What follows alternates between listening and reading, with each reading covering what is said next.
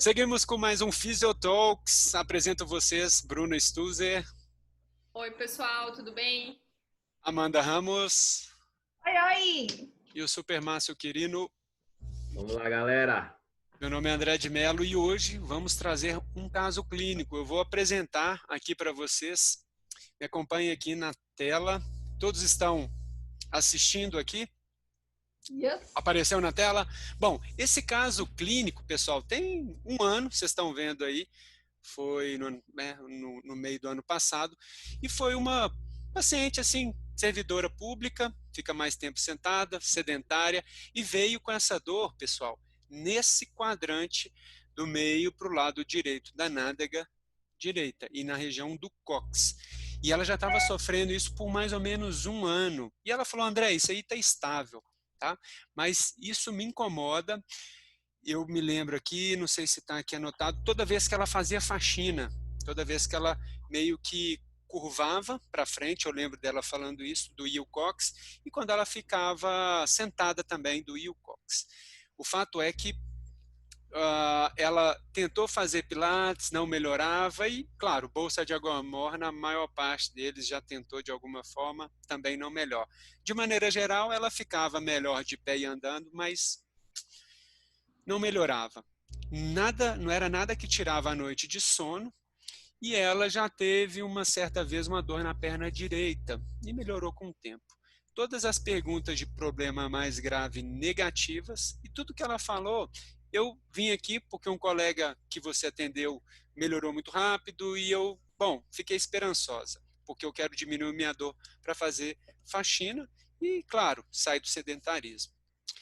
Tudo bem? Vocês conseguiram coletar alguma informação assim que chamou a atenção de vocês? E lembrando, adulto jovem, ela tem 37, tem 38 anos agora.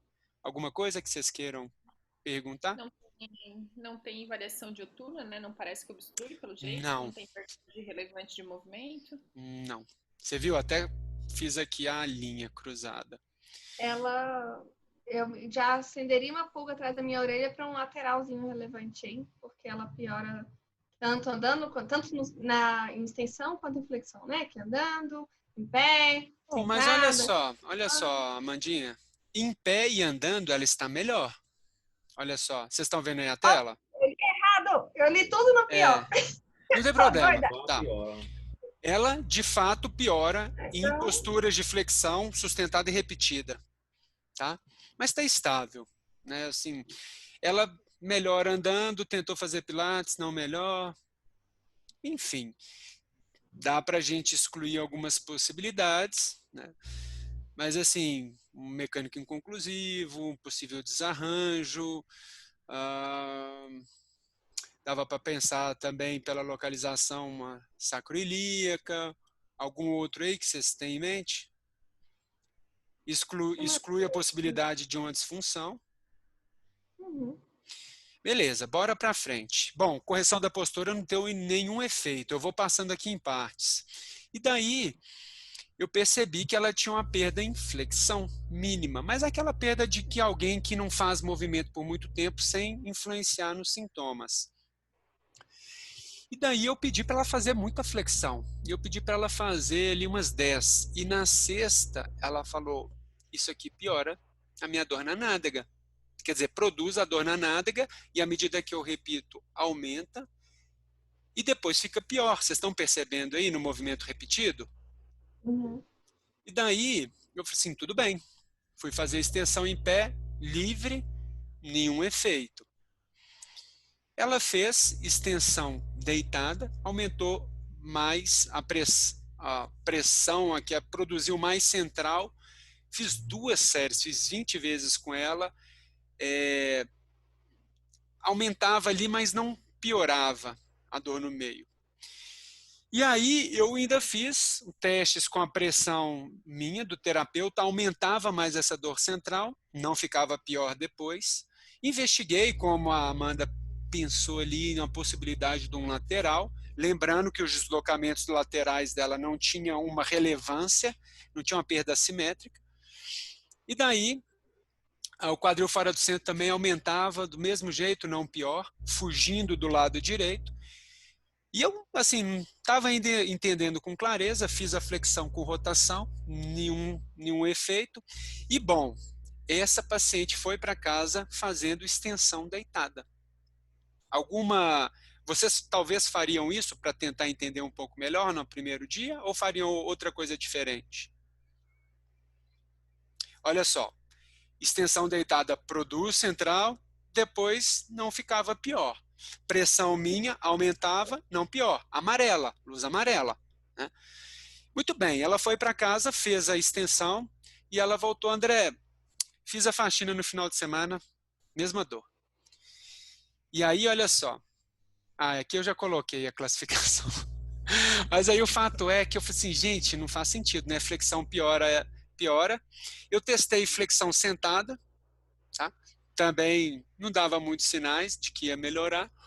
E eu falei assim, quer saber? Essa localização da dor, ela não respondendo, não ficando muito clara para a extensão, deixa eu testar, fazer os testes do Laslett, em Márcio, você conhece bem.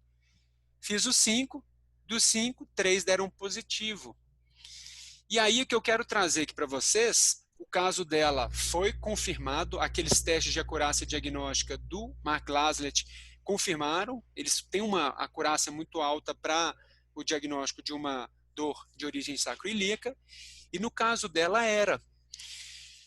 E daí eu fiz, olha só, no segundo atendimento testou positivo para sacroiliaca, e daí eu vou fechar aqui o compartilhamento só para mostrar para vocês uma segunda.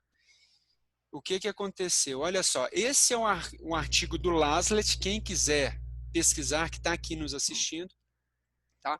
Os 5 testes, aqui é o de distração, esse daqui, né, da esquerda, figura 1A. Figura 1B é o thrush da coxa. Vocês estão vendo aí?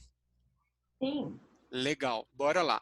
O Gaslen teste, o teste de compressão lateral e, por fim, o teste do thrush sacral.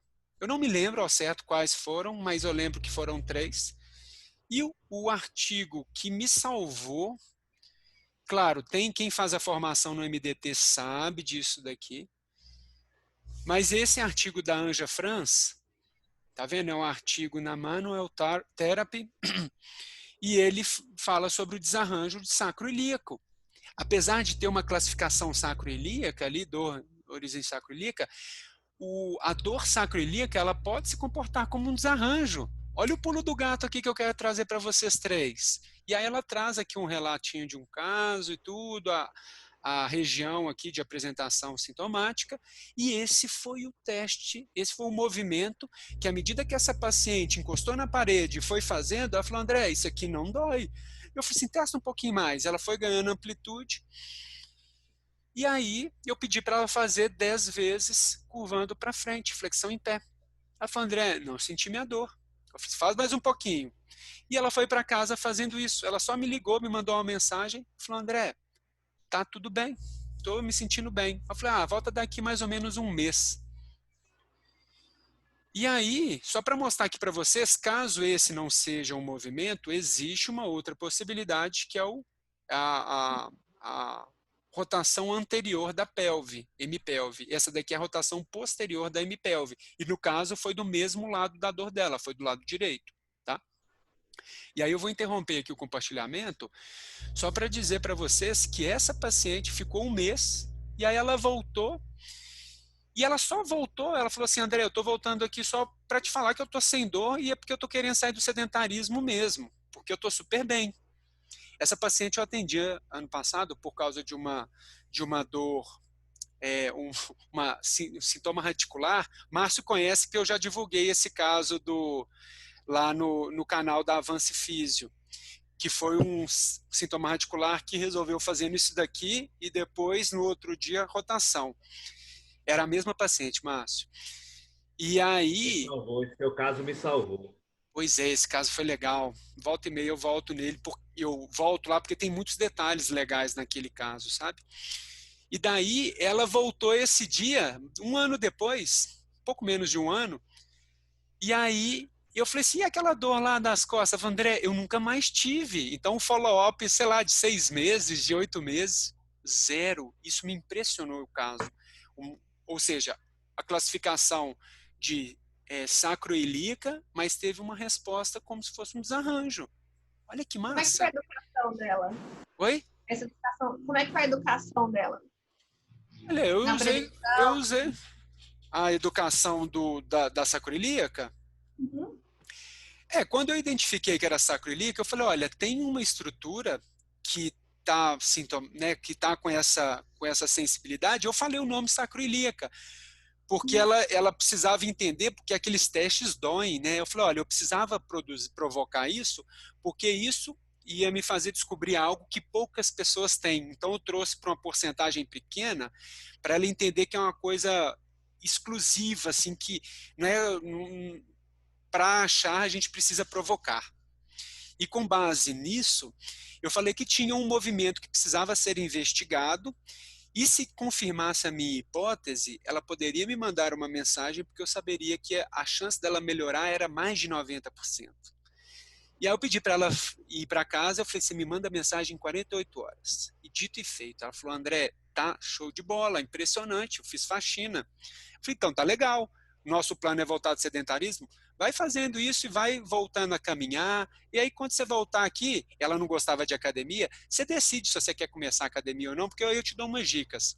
Afinal das contas, ela nunca começou a academia, mas ela começou a fazer caminhadinha e tudo mais. Então foi como se fosse uma educação típica de desarranjo, viu, Amanda?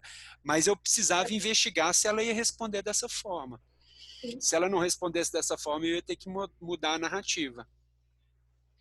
Vocês têm alguma colocação? Excelente, é um caso realmente disso, né? De exclusão, né? Você excluiu o lombar, quando excluiu, foi para a região sacroiliaca, no de Laslett ele sempre faz o inverso. O paciente chega com a dor ali, ele vê se foi alguma queda, né? Se foi algum trauma lá, aí ele faz a provocação dos testes, aí vai para a lombar e depois volta para os testes para confirmar se é lá ou não, se modificou ou não. Mas Mesmo realmente é um... sem excluir a possibilidade de um desarranjo? Olha que doido. Ó. Primeiro ele testa lá, opa, tá com dor, aí vê se a lombar muda, exatamente como a gente faz com os testes ortopédicos, né, para ter as referências. Aí ele trabalha mais desse jeito, e depois sai por exclusão. Márcio, independente da localização do sintoma? Sacroiliaca, paciente relata dor naquele local, ele vai logo para os testes. Entendi. Que interessante, né? Eu vou fazer isso também. Pelo que eu entendi, então ele faz isso, aí ele vai investigar os movimentos da lombar, e se ele faz um teste de movimento repetido e muda o teste provocativo, provavelmente não é sacroiliaca. Olha que massa, cara, aprendi contigo, show. É uma coisa que eu tenho aprendido até isso hoje, sem costume. O paciente chega, principalmente se a referência não for tão fácil de pegar, mas já que eu estou investigando mesmo, já pego logo de sacroiliaca, já pego de tudo, acho que fica mais fácil depois só de ver o que tem. Mas assim, legal que...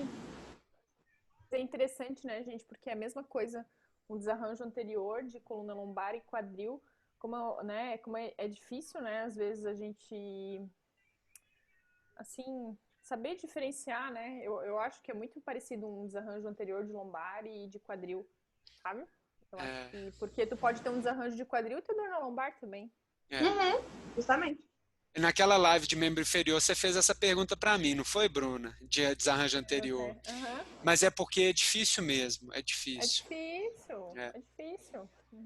Até porque nos movimentos de lombar, a gente tá movimentando o quadril também, tá entendendo? Exato. Então, muitas vezes é aquilo. O que é o quadril a lombar?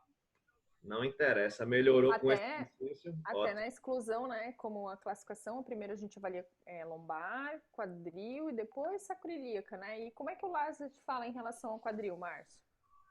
Não, ele pega sempre, inicialmente, ele irrita, né? Vê a parte sintomática, vê a que dói. Então, ele vai procurar algum movimento que causa dor nesse paciente. Ele vê muito a questão da resposta da força do músculo isométrico. Ele dor no ombro, certo? Ele vai e também ele vai pegando várias referências e depois vai sair retestando. Isso aí que a gente está comentando aqui do cluster de testes provocativos do Mark Laslett, na apresentação que eu fiz dos sintomas radiculares, eu pesquisei aquele cluster de Weiner, que ele faz o Sperling test, faz a rotação, faz o teste de tensão neural adversa e faz o distração. Se os 4 dão positivo, é mais de 90% de chance de ser um sintoma relacionado com a discopatia, alguma coisa ocupando espaço ali, né? Que seja, sobretudo, a discopatia. E se forem 3 positivos, é 65% de chance de fato ser uma cervicobraquialgia, um sintoma ali radicular de origem de discopatia. Num próximo episódio eu vou comentar isso melhor com vocês, porque se vocês gostaram desse cluster que a gente comentou do Mark Laslett, vocês vão gostar desse do Weiner, tá bom? Fechamos aqui e nos acompanhem no próximo episódio. Valeu, pessoal!